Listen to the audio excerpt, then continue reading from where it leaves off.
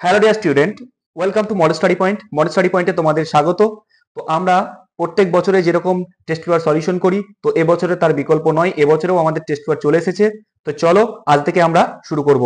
তো ফার্স্ট আজকে আমরা ফিলোসফির যে ইন্টার স্কুল টেস্ট রয়েছে সেটা আমরা দেখে নেব। দেখো ফার্স্ট কোশ্চেন কি বলেছে। ফার্স্ট কোশ্চেন বলেছে বচনের উপাদান বলতে বোঝায়। বচনের উপাদান বলতে কাকে বোঝায়? দেখো বচনের কাকে বোঝায় না, বিষয়বস্তুকে। বচনের উপাদান বলতে বচনের বিষয়বস্তুকে বোঝায়। নেক্সট দেখো, বৈধতা হলো যুক্তির আকারের ধর্ম, কিন্তু সত্যতা হলো, সত্যতা কার ধর্ম? না আমরা জানি সত্যতা সবসময় যুক্তির উপাদানের ধর্ম, তাই তো? না, এটা হবে বচনের ধর্ম। ওকে, কি হবে না বচনের ধর্ম। পরের প্রশ্ন, লোগোস হলো একটি কি শব্দ? লোগোস হলো একটি ল্যাটিন শব্দ। নেক্সট, যে বচনের উদ্দেশ্য ও বিধেয়ের পদের সম্বন্ধ অন্য কোনো শর্তের উপর নির্ভরশীল নয় তাকে বলা হয়, তাকে কি বলবো আমরা? তাকে বলবো নিরপেক্ষ। ওকে, নেক্সট দেখো, একটি আদর্শ নিরপেক্ষ বচনের অংশ হলো কটি অংশ? একটি আদর্শ নিরপেক্ষ বচনের 4টি অংশ। তারপরে অসমবিরোধিতার বচনগুলি কেবল, বচনগুলির মধ্যে কেবল ড্যাশের পার্থক্য থাকে। দেখো অসমবিরোধিতার ক্ষেত্রে বচনগুলি শুধুমাত্র পরিমাণের পার্থক্য থাকে। পরের প্রশ্ন বলেছে ই বচনের অতি বিষম বচনটি কি হবে? ই বচনের অতি বিষম বচন হয়ে যাবে এ বচন। ওকে, তো চলো পরের কোশ্চেন আমরা দেখব।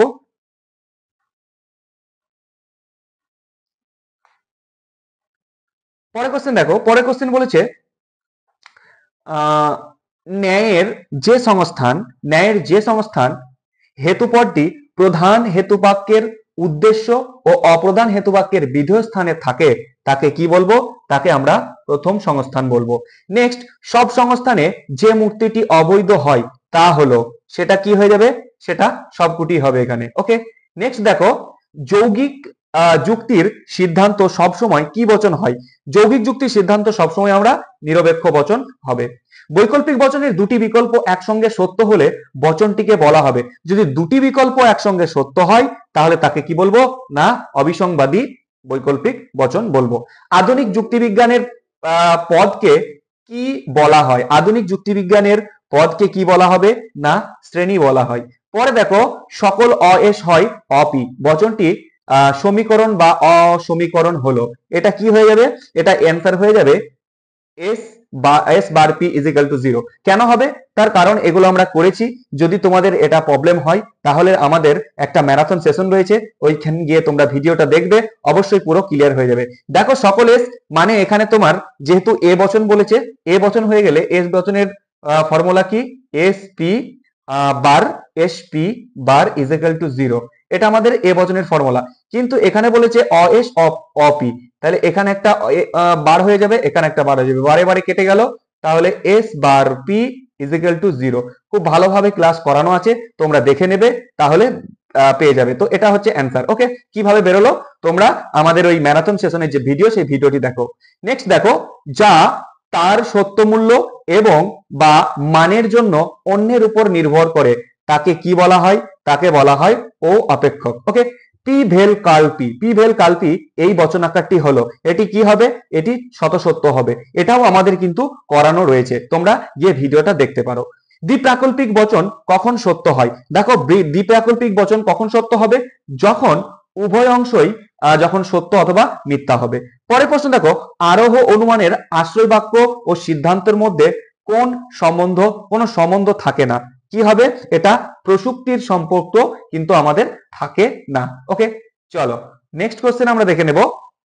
নেক্সট কোশ্চেন কি বলেছে? নেক্সট বলেছে সাদৃশ্যমূলক আরোহ অনুমানের সিদ্ধান্তটি কি রূপ বচন হয়? সাদৃশ্য মূলক আরোহ অনুমানটি সবসময় আমাদের বিশেষ বচন হবে। নেক্সট দেখো, অপূর্ণ গণনামূলক আরোহ অনুমানের অপর নাম কি? এটা হবে অবৈজ্ঞানিক আরোহ অনুমান। ওকে, চলো নেক্সট আমরা দেখব। নেক্সট কোশ্চেন কি রয়েছে? বলেছে যা উপস্থিত বা অনুপস্থিত থেকে কার্যকে ঘটায় তাকে কি বলবো? যা উপস্থিত এবং অনুপস্থিত থেকে কার্যকে ঘটায় তাকে আমরা বলবো শর্ত। ওকে, কি বলবো? না তাকে আমরা বলবো শর্ত। নেক্সট দেখো, নেক্সট কোশ্চেন বলেছে ক খ এর পর্যাপ্ত শর্ত, এই কথার অর্থ কি? এই কথার অর্থ হলো ক ঘটলে খ ঘটবেই। তারপরে দেখো বহু কারণবাদের মূল বক্তব্য হলো কি না, বহু কারণবাদের মূল বক্তব্য কি না, এটি একটি কারণ দ্বারা একটি কার্য হতে পারে। পরের প্রশ্ন দেখো, কোন পদ্ধতিকে ব্যতিরেকি পদ্ধতির পরিপূরক বলা হয়? দেখো ব্যতিরেকি পদ্ধতির সরি তার আগে একটা প্রশ্ন হয়েছে, হ্যাঁ বহু কারণবাদ। তারপরে কোন পদ্ধতিকে ব্যতিরেকি পদ্ধতির পরিপূরক বলা হয়? এটা হবে সহপরিবর্তন পদ্ধতি। নেক্সট দেখো, মিলের কোন পদ্ধতিটির প্রয়োগ ক্ষেত্র ব্যাপক? মিলের কোনটি প্রয়োগ ক্ষেত্র ব্যাপক? এটা হবে অন্যই। তো এই ছিল আমাদের এমসিকিউ। তো চলো এবার আমরা এসিকিউ প্রশ্নগুলো দেখে নিই। এসিকিউ প্রশ্নের জন্য আমাদের এখানে দেওয়া নেই, তবে আমরা করে দিচ্ছি, তোমরা এসিকিউ প্রশ্নগুলা পিডিএফ পেয়ে যাবে। আর যারা মনে করছো যে আমরা টোটাল এই দর্শনের যে নোটস বা দর্শনের যে এই নিতে চাও, তাহলে অবশ্যই তোমরা নিচে দেওয়া যে নাম্বার, সেই নাম্বারে যোগাযোগ করো, একদম ফুল প্যাকেজ তোমরা পেয়ে যাবে। ওই শুধু ওই নোটসটা পড়লেই তোমাদের কমপ্লিট হয়ে যাবে। তো দেখো এখানে কোশ্চেন বলেছে প্রথমে যে যুক্তির বস্তুগত সত্যতা বলতে কি বোঝো? দেখো যুক্তির বস্তুগত সত্যতা বলতে কি বোঝায়? যে যুক্তির বিষয়বস্তু সত্যতা বা যুক্তির অন্তর্গত বচনগুলি সত্য মিথ্যা যদি প্রসঙ্গে সত্য হয় এবং যুক্তিটি আনুষ্ঠানিকভাবে বৈধ হয়, তাহলে উপসংহারটি বস্তুগতভাবে সত্য হবে। ওকে, পরের প্রশ্ন দেখো, একটি যুক্তি থেকে কতগুলি যুক্তির আকার পাওয়া যায়? আমরা জানি একটি যুক্তি থেকে একাধিক যুক্তির আকার পাওয়া যায়। নেক্সট কোশ্চেন দেখো, কখন দুটি বচন পরস্পর বিরুদ্ধ হয়? কখন হয়?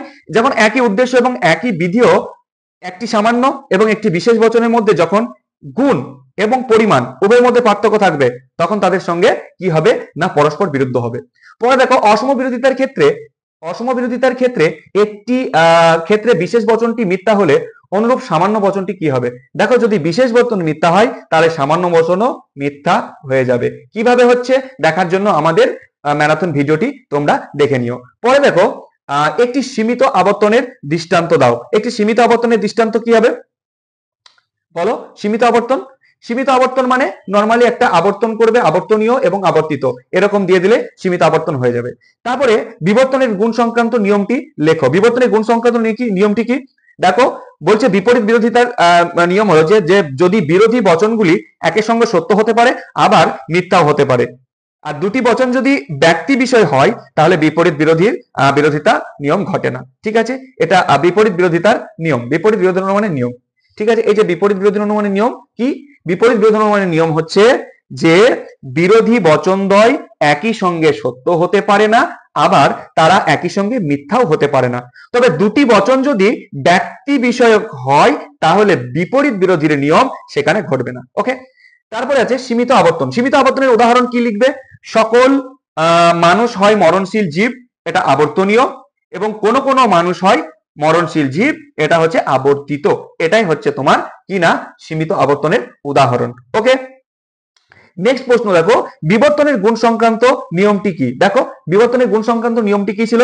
আশ্রয় বাক্য ও সিদ্ধান্তের গুণ ভিন্ন হবে। অর্থাৎ আশ্রয় বাক্য সদর্থক হলে সিদ্ধান্ত কি হবে? নঙর্থক হবে, আর আশ্রয় বাক্য নঙর্থক হলে সিদ্ধান্ত সদর্থক হবে। এটা হচ্ছে বিবর্তনের বৈধতার সংক্রান্ত নিয়ম। তারপরে দেখো ধ্বংসমূলক প্রাকল্পিক নিরপেক্ষ ন্যায় বৈধতার নিয়মটি কি? কি ছিল? মিশ্র প্রাকল্পিক ন্যায়ের প্রধান যুক্তি বাক্যের পূর্বককে অপ্রধান যুক্তি বাক্যে স্বীকার করে সিদ্ধান্তে অনুপকে স্বীকার করতে হবে, এর বিপরীত ক্রম সত্য নয়। এটা তোমার কি না এটা হয়ে গেল ধ্বংসমূলক প্রাকল্পিক বচনের ধ্বংসমূলক নিয়ম। তারপরে বিসংবাদী বচন কাকে বলে? বিসংবাদী বচন কাকে বলে? দেখো বৈকল্পিক বচন অথবা শব্দের দ্বারা সংযুক্ত দুটি বিকল্পর মধ্যে যদি একটি সত্যি একটি মিথ্যা হয় তাহলে তাকে আমরা বিসংবাদী বিকল্প বলবো। ওকে, ছেলেটি পরিশ্রমী অথবা স্বার্থপর। দেখো পরিশ্রমী এবং স্বার্থপর দুটো একই সঙ্গে ঘটতে পারে, তাহলে এটা কি হবে? এটা অবশ্যই অবিসংবাদী বৈকল্পিক বচন হবে। ওকে, পরে দেখো অস্তিত্বমূলক তাৎপর্য কাকে বলে? কোন বচন যখন উচ্চারণ করার পর বোঝা যায় যে বচনটির উদ্দেশ্য পদটি বাস্তবে অস্তিত্ব আছে, তাহলে এই বচনে বাস্তবের অস্তিত্বকে বোঝানোর ক্ষমতাকেই বলা হচ্ছে অস্তিত্বমূলক তাৎপর্য। ওকে, তারপরে দেখো নিচের বচনটি ভেনচিত্রে প্রকাশ করো। সকল এস হয় অপি, এটা ভেনচিত্র করো। কিভাবে ভেনচিত্র করবে? দেখো সকল এস হয় অপি, এটা কি বচন? এটা আমরা জানি এ বচন। তাহলে এ বচনের বুলিয় ভাষ্য কি আছে? S P bar is equal to 0। ওকে, কিন্তু এখানে একটা অপি রয়েছে, তাহলে এই পি এর মাথায় একটা বার, বারে বারে কেটে গেল, পড়ে থাকলো কি এস পি ইজিক্যাল টু 0। এটা যদি হয় তাহলে আমার ভেন চিত্রটা কেমন হয়ে যাবে? দেখো ভেন চিত্রটা কেমন হয়ে যাবে, চলো এসপি এসপি এসপি দেন এসপি, এখানে দুটোতেই বার, এখানে এস এর মাথায় বার, এখানে পি এর মাথায় বার, তাহলে এইটা হচ্ছে এসপি। তাহলে এটাকে কি করে দেওয়া হবে? শ্যাডো, যেহেতু আমাদের এসপি ইজিক্যাল টু 0 এসেছে। ওকে, তাহলে এটা হবে ভেন চিত্র। বোঝা গেল? চলো পরের প্রশ্ন আমরা দেখব। পরের প্রশ্ন বলছে পদ গ্রাহক প্রতীক কি? পদ গ্রাহক প্রতীক কাকে বলা হয়? যে প্রতীক চিহ্ন স্থানে অন্য কোনো বিশেষ শ্রেণীর অন্তর্গত কোনো কিছু প্রতিস্থাপন করা হয় তাকে প্রতীক মানে গ্রাহক প্রতীক বলে। আবার গ্রাহক প্রতীককে চল বা পরিবর্তনশীল প্রতীকও বলা হয়। ওকে, তারপরে দেখো পরের প্রশ্ন দেখো, সাবেকি যুক্তিবিজ্ঞানের প্রণেতা। এই কোশ্চেনটি তোমরা কি করবে, এটা তোমাদের হোমওয়ার্ক থাকলো, তোমরা কমেন্টে জানাবে। ওকে, পরে দেখো এমন নয় যে বৃষ্টি হচ্ছে অথচ মেঘ করেনি, বচনটির প্রতিকারিত রূপ কি হবে? এখানে অনলি কাল্পি হয়ে যাবে। আরোহমূলক লাভ কাকে বলা হয়? আরোহমূলক লাভ কাকে বলা হয় বলো? আরোহমূলক লাভ, আরোহমূলক লাভ বলছে যে আরোহ অনুমানের ক্ষেত্রে বিশেষের জ্ঞান থেকে সামান্যর জ্ঞান বা জ্ঞাত সত্য থেকে অজ্ঞাত সত্যে উপনীত হওয়ার প্রক্রিয়াই হলো আরোহমূলক লাভ। ওকে, পরের প্রশ্ন, অবৈজ্ঞানিক আরোহ অনুমানকে শিশুসুলভ অনুমান বলেছেন কে? এটা হয়ে যাবে বেকন। পরে দেখো লৌকিক আরোহ অনুমানের ভিত্তি কি? আমরা জানি লৌকিক আরোহ অনুমানের ভিত্তি হচ্ছে প্রকৃতির একরূপতা নিয়ম বা একরূপতা নীতি। ওকে, পরের প্রশ্ন দেখো উপমা কি? উপমা হচ্ছে কোনো কিছুকে উপমা দেওয়া। উপমাগত যুক্তি হলো কোনো বিশেষ কিছু তথ্য বা অর্থ অন্য কোনো জায়গায় স্থানান্তর করার জ্ঞানের যে প্রক্রিয়া তাকে আমরা উপমা বলবো। ওকে, পরের প্রশ্ন কি বলেছে যে কারণের পরিমাণগত লক্ষণটি কি? কারণের পরিমাণগত লক্ষণটি কি হবে? যে পরিমাণের দিক থেকে কারণ হলো কার্যের সমান, এটাই হচ্ছে পরিমাণগত লক্ষণ। পরে দেখো কারণ ও শর্তের সম্বন্ধ কি? কারণ ও শর্তের সম্বন্ধ কি? কারণ হলো শর্তের সমষ্টি এবং শর্ত হলো কারণের অংশ, এটা হচ্ছে কারণ ও শর্তের সম্বন্ধ। পরে দেখো পর্যাপ্ত আবশ্যিক শর্তের একটি বাস্তব উদাহরণ কি হবে? পর্যাপ্ত আবশ্যিক শর্ত, তাহলে এটার উদাহরণ কি যাবে? দেখো ঘর্ষণ হলো উত্তাপ, মানে ঘর্ষণ হলো উত্তাপ সৃষ্টি হওয়ার পর্যাপ্ত আবশ্যিক শর্ত। ঘর্ষণ করলে কি হচ্ছে না উত্তাপ সৃষ্টি হচ্ছে, এটাই হচ্ছে পর্যাপ্ত আবশ্যিক শর্তের একটি উদাহরণ।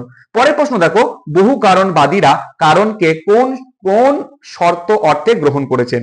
তো বহু কারণবাদীরা কারণকে শুধুমাত্র আবশ্যিক বা পর্যাপ্ত শর্ত অর্থে গ্রহণ করেন না, বরং উভয় অর্থে গ্রহণ করেছেন, অর্থাৎ দুটোই, কি পর্যাপ্ত অর্থে এবং আবশ্যিক দুটো অর্থেই কিন্তু গ্রহণ করেছে। তো এই ছিল বন্ধুরা আমাদের এসএকিউ এবং এমসিকিউ। তোমরা এসএকিউ গুলো ভিডিওটা স্লো দেখে তোমরা লিখে নাও, আর যাদের তো আছে তাদের খুব ভালো কথা, আর যাদের নেই তারা আমাদের নোটস গুলো কালেক্ট করতে পারো, তার মধ্যে সব সুন্দর করে দেওয়া আছে, তোমরা পেরে যাবে। আমরা তো চলো আজকে এই পর্যন্তই, পরবর্তী ইন্টার স্কুল নিয়ে আমরা হাজির হয়ে যাব। তো চলো টাটা।